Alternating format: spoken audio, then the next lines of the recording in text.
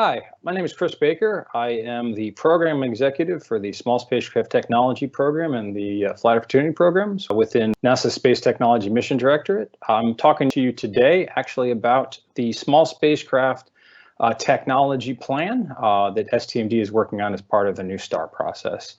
You've probably heard a bit about this in some of the other presentations, so hopefully you're already aware.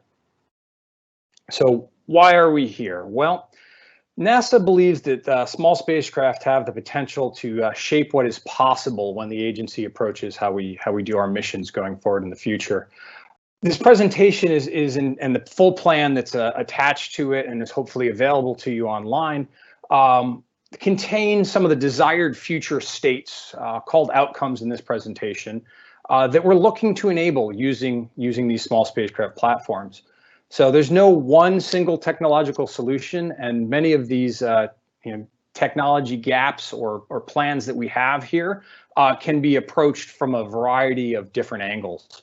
So what we're trying to present to you today is a number of potential ways that we can go enable these future missions, and then we're looking for help from industry and academia on how to close these technology gaps and achieve these desired future states. So I want to highlight as we go through this that this plan is that I'm referencing throughout this is a draft, and things will change before it is final.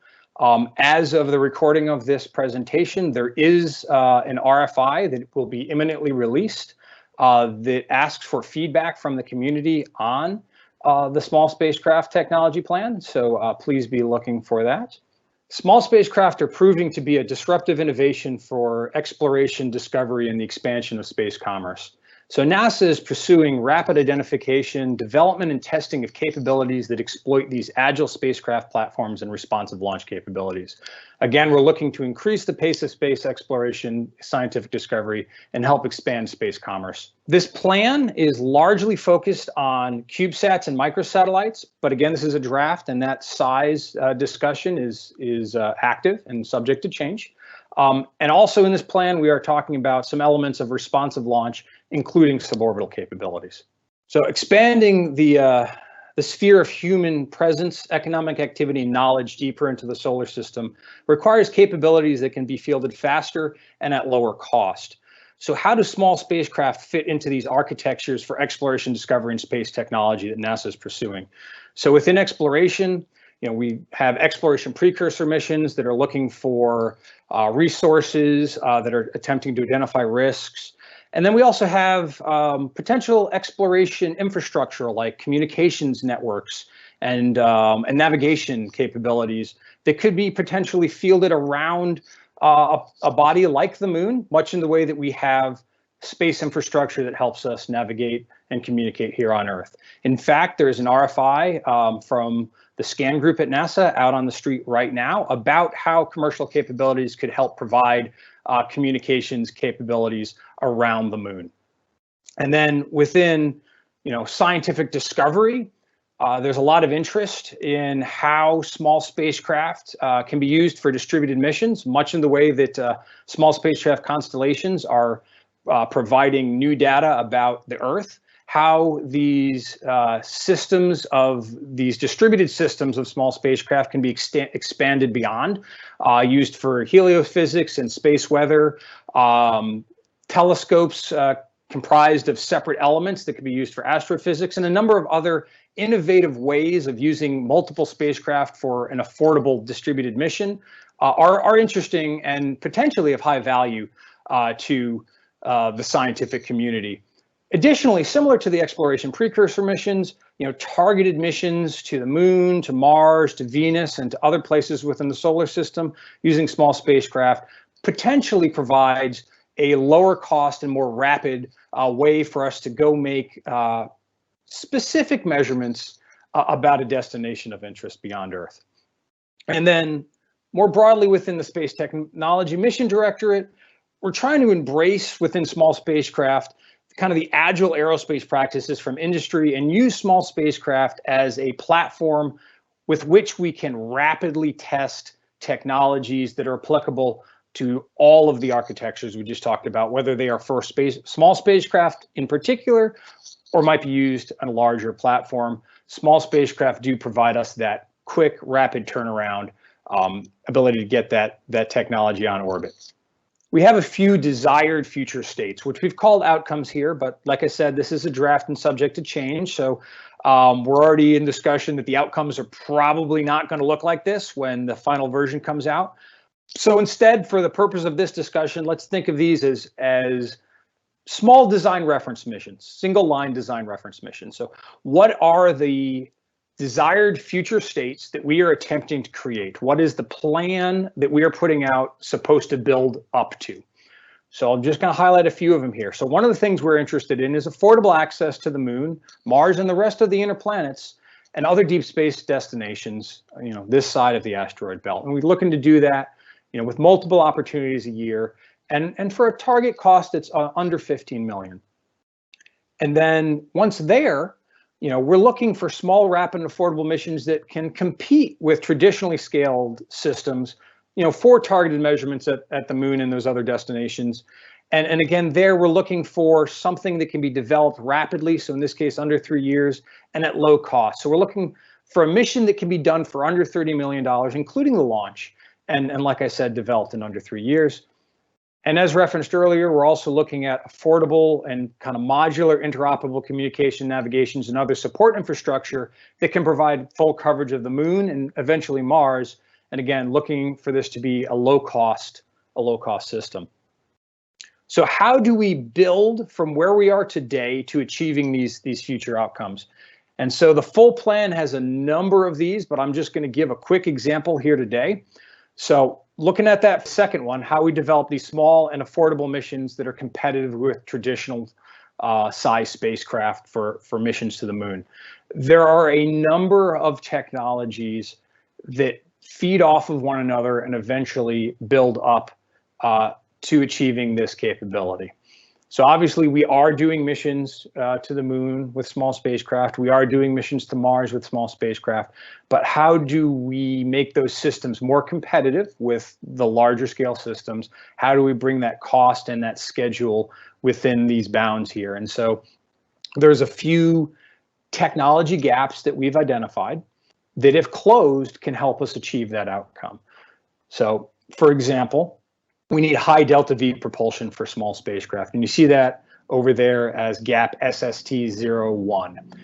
Now, what feeds into that potentially is SST-008. And that is high specific power systems and thermal control for small spacecraft. And you can kind of see the connection there. If you are using, for example, electric propulsion to get your high delta V, you're going to need some source of higher power than we currently have available on these small platforms. And so by achieving those two outcomes, you can see how you build your way forward to having a system that can achieve this desired future state. Similarly, you're going to need deep space communication. You're going to need Earth and GPS independent navigation and timing. And there are elements that potentially feed into there. If you're going to go do something around an asteroid or a low orbit, you're going to need some kind of proximity operations capability. And again, there are all elements of these technologies that are being worked on today. But what we're looking here is to identify the gaps that we want to close. And in the next couple of slides, I'll give you a few examples of those gaps and some of the specifications we're looking for there. First example here is that aforementioned high delta V propulsion for small spacecraft. So again, enabling many of these missions we have envisioned for this small class of spacecraft, they're going to require 2 to 5 kilometers of delta V over a multi-year life of the mission. So if we're going to enable that level of propulsive capability in CubeSats or similarly sized or slightly larger microsatellites, it's going to have to be high impulse per unit spacecraft, high total impulse, and still remain low power per unit of spacecraft and compatible with secondary payload launch restrictions. Another example here is Earth and GPS independent position navigation and timing. So again, as we expand small spacecraft further to deep space, we're going to need highly accurate position knowledge and precision timing that doesn't rely on GPS or other Earth-centric aids. So Future spacecraft are going to need to be able to determine and potentially transmit this relative and absolute position, as well as keep and exchange precise timing. This is required for these standalone missions, for exploration precursor missions or discovery missions, but also if small spacecraft are going to act as infrastructure for exploration, and especially if they're going to be used for distributed missions that are comprised of multiple small spacecraft. So some potential techniques here could include, enhanced visual navigation capabilities like star trackers that can also be used for relative navigation using surface features or other spacecraft, to things that may be a little bit more exotic, like measuring X-ray emissions from pulsars, laser range finding.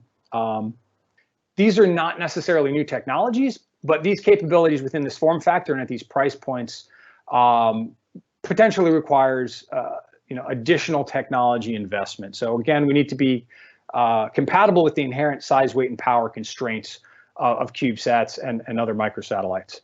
And they need to be processed on board, which can also be a challenge.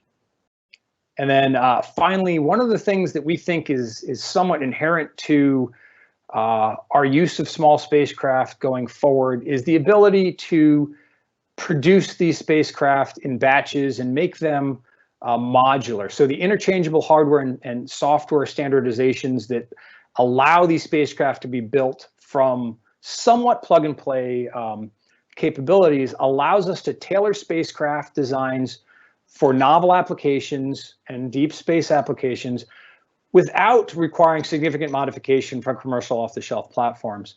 So this modularity can also be used to increase this reliability and introduce these new functionality without sacrificing the ability to leverage the innovations from the commercial sector. So we want to partner with industry on how we can make small spacecraft in these large batches that are going to be required for distributed missions like synthetic apertures and disaggregated science observations, or these planetary relay constellations. And also how we can leverage the advances that are occurring with commercial off-the-shelf hardware, and yet also customize those spacecraft to a degree for these NASA unique and deep space applications. So going forward, how does the plan help you? Well, again, this is still a draft plan. It is subject to change and is already changing since we first made this presentation or recording this talk. The objective of the plan is to clearly communicate NASA's needs as we currently see them. We're in the process of having NASA prioritize what the technology gaps that we are attempting to invest in are, and that will inform future solicitation and investments, including SBIR topics.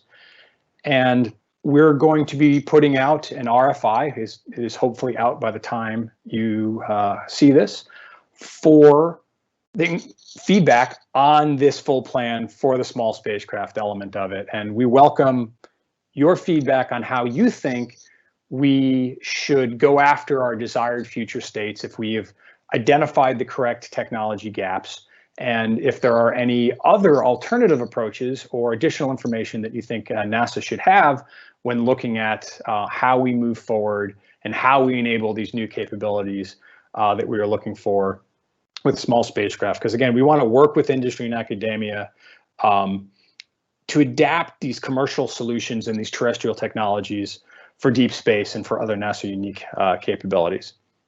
And before we close here, I want to make a quick plug for the two programs I'm the program executive of, and how the small businesses such as yourself can take advantage of or participate in those programs. So small spacecraft technology program, here we're looking to expand the ability to execute unique missions through rapid development demonstration of small spacecraft for exploration science in the commercial space sector. So small spacecraft technology often leverages SBIR developed technologies to help bring them to flight. And so SBIR companies, I would say, should generally stay aware of the program's activities and opportunities. And if you go to the link at the bottom there, you'll be brought to the website where there is a link you can navigate to our currently open opportunities. That's one of the places where we're going to post this RFI I've mentioned a few times. And then with my other hat on, The Flight Opportunities Program facilitates rapid demonstration of promising technologies for space exploration discovery and, again, expansion of space commerce through suborbital testing with industry flight providers. So we have an annual solicitation that provides funds for suborbital flight tests with commercial providers. Companies that already have SBIR Phase 1 awards are eligible to come to us and have Flight Opportunities explore facilitating testing via Phase 3. If that test is of interest to both the commercial entity and to NASA, we can help facilitate that. And also, Flight Opportunities can act as a so-called external investor in a post-Phase 2 activity that includes suborbital flight testing. So if you're looking at a Phase 2E or X and suborbital flight testing is part of your plan, you can come to us and potentially we can help provide that matching funding that is needed for those awards. So with that, I will hopefully be available later this week, if depending on the time you're looking at this, for a live session to answer any questions you might have. So please check the schedule for that. And again, thank you very much. Appreciate your attention.